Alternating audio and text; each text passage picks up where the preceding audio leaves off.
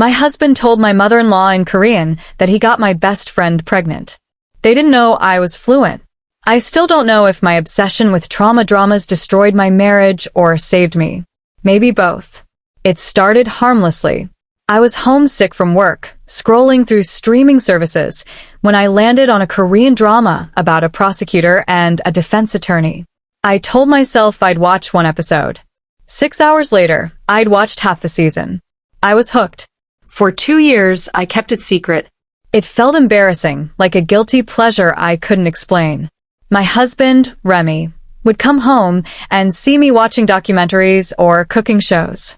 He never knew that earlier, I'd been binge-watching romantic dramas from Seoul. At first, I learned Korean just by reading subtitles. Then I started recognizing phrases. Soon, I could understand full conversations. Eventually, I signed up for online classes. I practiced late at night with headphones on while Remy slept. I didn't tell anyone. Not Remy. Not my best friend. Not even my sister. It was my private world. My escape from corporate law and from the quiet disappointments of a 7-year marriage that had become routine instead of romantic. Then Remy's parents came to visit from Seattle. His mother had never really warmed up to me. She was polite but distant. His father was quieter and kinder. They arrived Friday evening with suitcases and 4 smiles. I spent the weekend cooking, cleaning, and pretending everything was perfect. Sunday night, we finished dinner. I'd made a lamb roast that took 4 hours to prepare. As I cleared the plates, I heard them switch to Korean in the living room. They spoke freely, the way people do when they think no one else can understand. "So, you finally got what you wanted?" his mother asked. "Yes," Remy said. "She's 8 weeks along now." My hands froze. The plate nearly slipped, but I held on and kept loading the dishwasher. My heart pounded so hard I could hear it in my ears. "And Bertha suspects nothing?" his mother asked. "Nothing," Remy replied.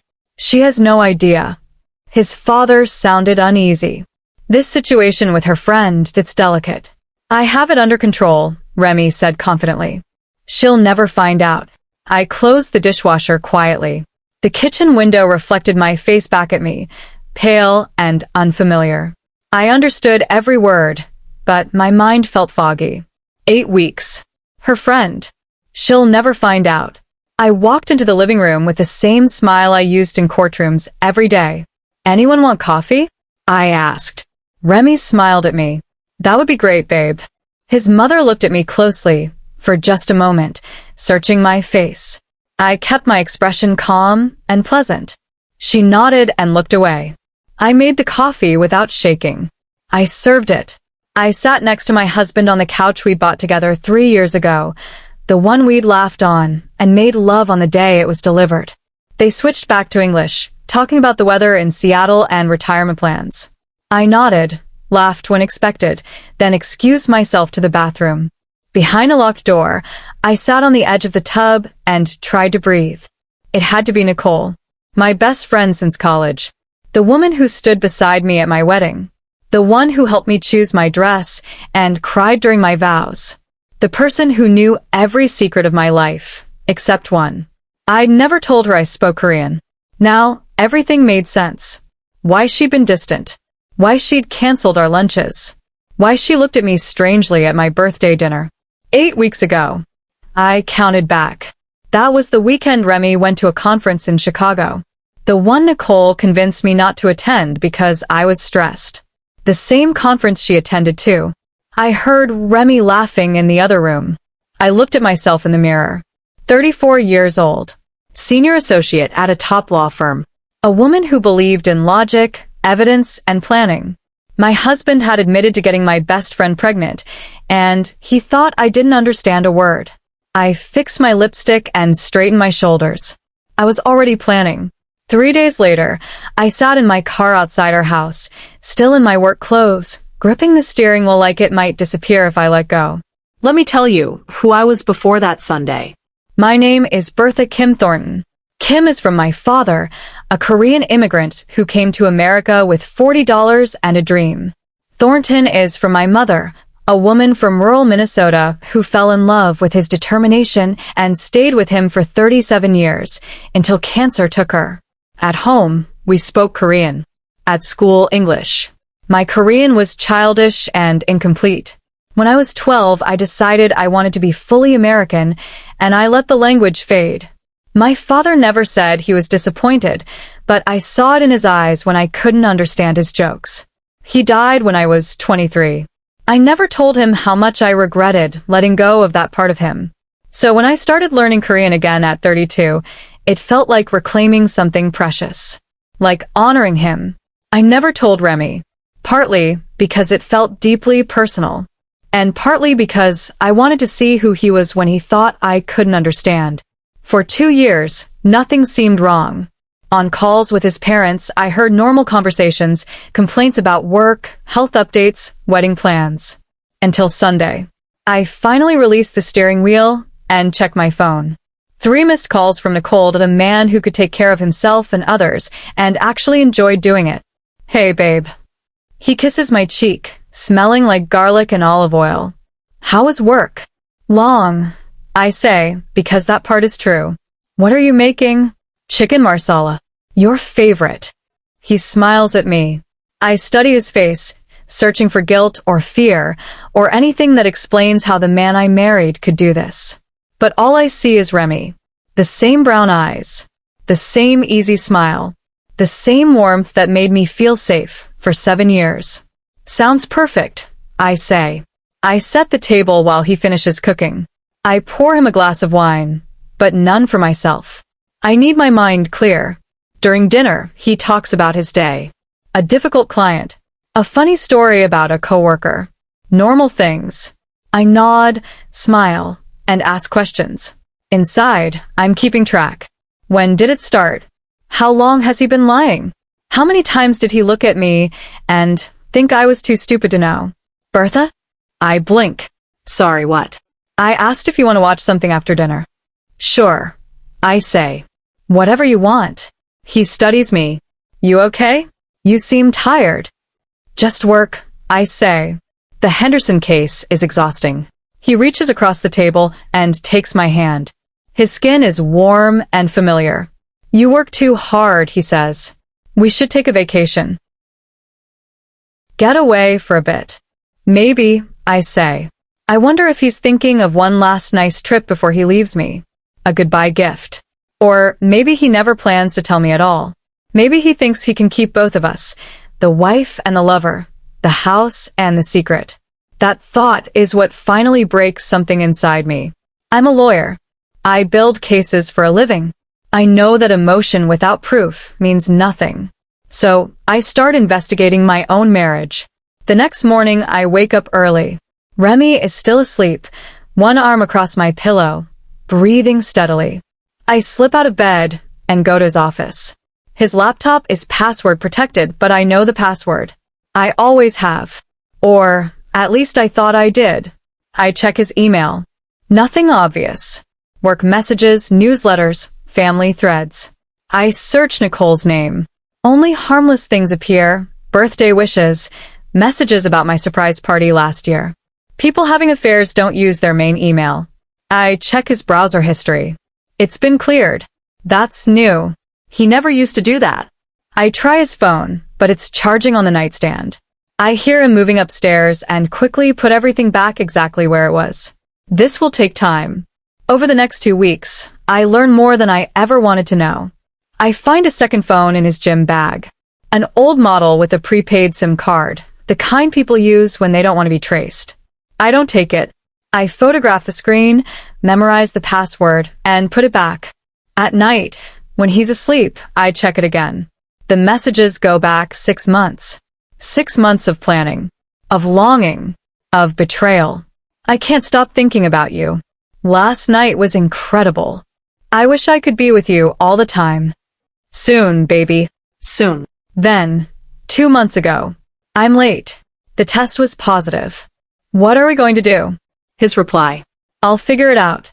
I love you. Trust me. I read every message. Over and over. Until they stop hurting and start feeling like evidence. Like facts in a case file. Nicole's messages hurt the most. I recognize her voice in them. Her jokes. Her vulnerability. She loves him. And she's carrying his child. The hardest part is pretending nothing is wrong. Nicole insists we meet for coffee. She looks different now that I know what to look for. Tired eyes. A heavier face. Maybe the pregnancy glow people talk about. Or maybe just the weight of guilt. I've been such a bad friend, she says, stirring her latte. Work has been crazy. It's okay, I say. I've been busy too. She studies me. I see guilt or fear. Are you happy, Bertha? She asks. With Remy, I mean. Are things good? She's fishing.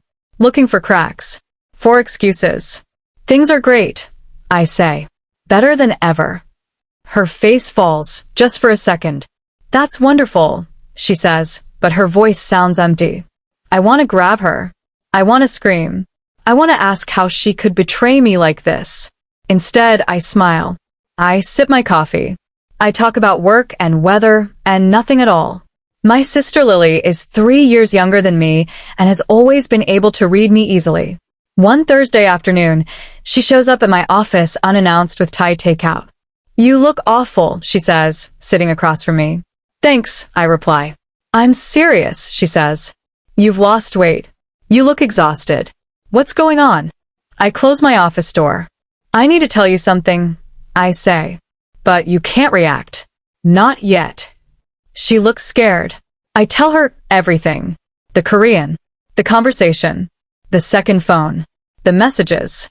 When I finish, her face is white with anger. I'll kill him, she says. I'll kill them both. No, I say. That's not the plan.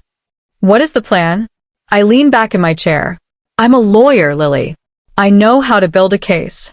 And I know how to win. She stares at me. I'm taking everything from him. I continue. Every dollar. Every asset. Every bit of dignity. And everyone will know exactly who he is. And Nicole, she asks. She's going to learn what it feels like to lose everything too. Lily reaches for my hand. What do you need from me? Patience, I say. And silence. This has to look like I knew nothing until the end. She nods. I can do that. There's one more thing, I say. What? I need your help with the beach house. The beach house was our dream. We bought it 3 years ago. A fixer-upper on the coast, 2 hours from the city. We spent weekends sanding floors, painting walls, planning our future.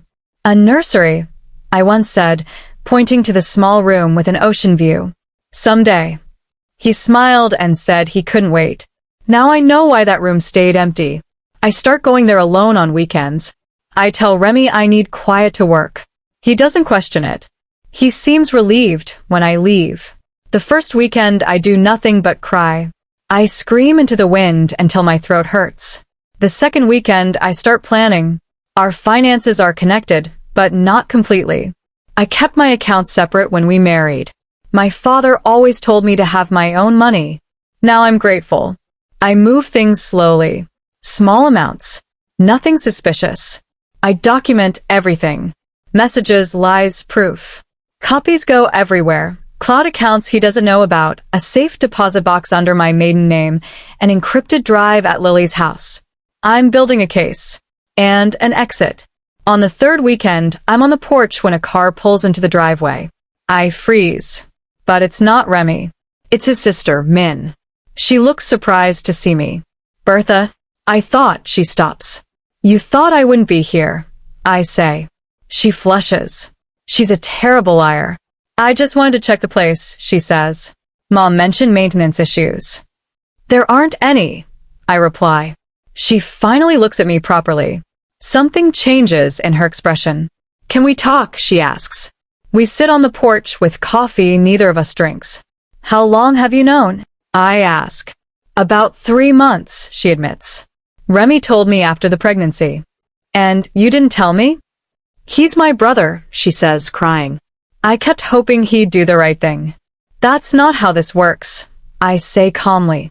She apologizes again and again. I feel nothing. I need you to tell me everything, I say. Then you need to choose. What choice? Help me, I say. Or stay out of my way. What are you going to do? I'm going to destroy him, I say. And everyone will know why. She looks at me for a long moment. Then she nods. What do you need? Min becomes my inside source. She tells me things I couldn't learn alone. How Remy and Nicole met 6 months ago. How their mother knew almost immediately. How she encouraged it. She never thought you were right for Remy, Min says. And suddenly, everything makes sense. That sentence settles deep in my chest, heavy but not surprising.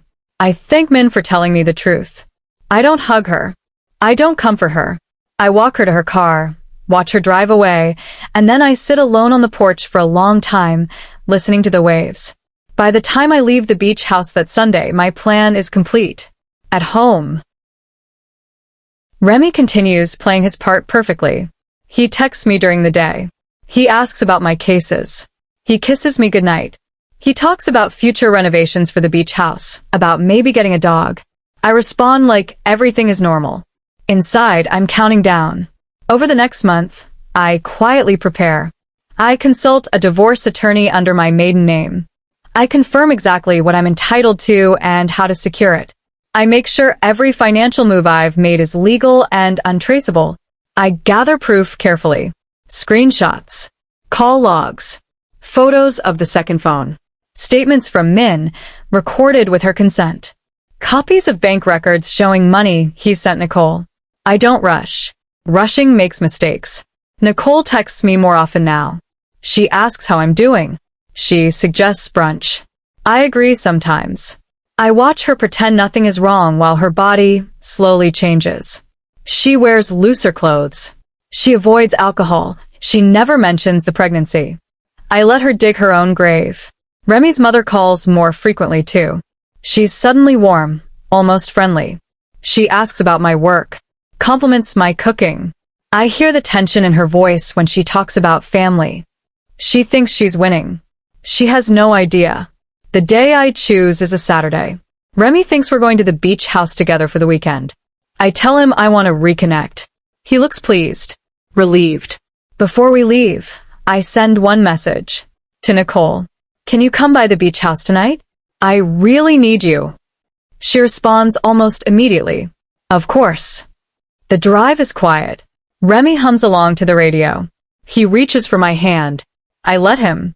At the house, I cook dinner like I always used to. His favorite meal. We eat on the porch as the sun sets. This is nice, he says. We should do this more often. I agree, I say. After dinner, I suggest wine. I pour him a glass. I pretend to sip mine. Then headlights appear on the driveway. Remy frowns. Were you expecting someone? Yes, I say. Nicole steps out of the car. Her face goes pale when she sees him. His eyes widen in shock. For a moment, no one speaks. What is this? Remy asks sharply. Sit down, I say calmly. They both do. I know, I say. Everything. Nicole starts crying immediately. Remy tries to speak, but I raise my hand. Don't, I say. Not yet. I lay everything out. The Korean conversation. The phone. The messages. His mother's involvement. Min. With each word, his face changes. Shock gives way to fear. You went through my things, he asks weakly. You lied to my face for 6 months, I reply. Nicole sobs. I was going to tell you. No, you weren't, I say. You were waiting for him to leave me. Remy reaches for her. I stop him. This is between me and her now, I say. I turn back to him. You thought I was stupid. You thought I didn't understand your language, your plans, your family. He opens his mouth. I stand up. I've already filed for divorce, I say. You'll be served on Monday. His face drains of color. You're entitled to nothing. I continue. I've secured my assets. I have evidence of infidelity and financial misconduct. If you fight me, I'll make it public. Nicole looks up at me, terrified. And you, I say to her. I've already spoken to your employer about the affair with a married coworker. HR will be contacting you. She gasps. You used my friendship, I say. You used my trust. That's on you. Remy's mother arrives 20 minutes later. Min told her to come, said there was a family emergency. She freezes when she sees the scene. What is going on? She demands. I look at her calmly. I understood every word you said that night. I tell her in Korean. Her face goes white. You helped destroy my marriage. I continue, still in Korean. And now you get to watch the consequences. She stares at me, stunned. I leave them there. All of them. I take my keys,